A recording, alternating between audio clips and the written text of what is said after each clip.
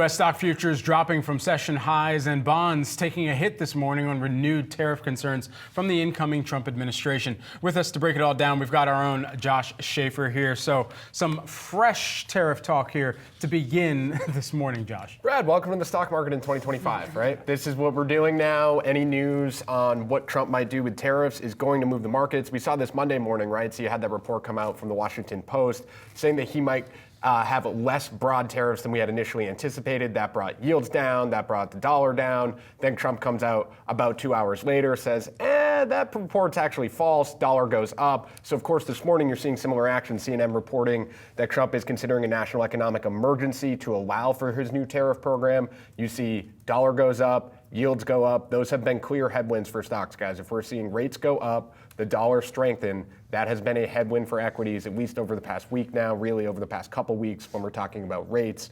And so overall, the take here being if tariffs might potentially be more inflationary, then maybe that's an issue for stocks. Of course, getting above 4.7 on the 10-year this morning, something to note, guys, 4.75, another level people are watching. But essentially, we're getting to a point now in the 10-year where we had one strategist tell us yesterday on air, the risk reward of getting into the stock market, right, when the 10-year is at 4.75 just goes higher. And so it becomes a little bit of a headwind for stocks. And the question is, are we going to get some kind of data, perhaps later this week, weaker economic data that could move down rates a little bit? I see that excited, Seana. It did excite me because that's exactly the point I want to bring up, right? How is the market looking at the econ data that's expected to come out later this week, just in terms of a strong report, if we do get that on Friday, for the jobs market? Is that actually bad news then for investors? I guess, how do you think they're going to be reading it? Because that has certainly been the changing concern. I think it's actually debated right now. You could talk to one strategist that would tell you, you want good news. You still want good news is good news.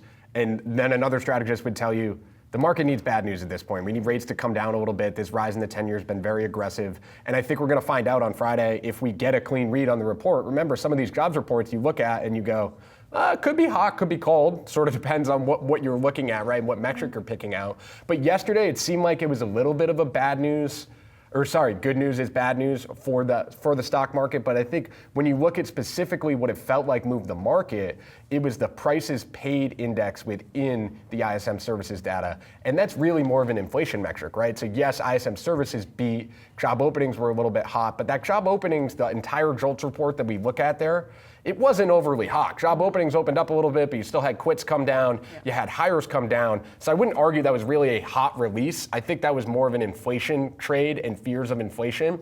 And so maybe that will be part of what moves the market more on Friday. Some of those indicators you get on inflation, like perhaps average hourly earnings, might be a key part of that release. All right, you're going to be digging into that for us in just about Friday, 48 can't hours wait. from now. All right, Josh, great stuff. Thanks.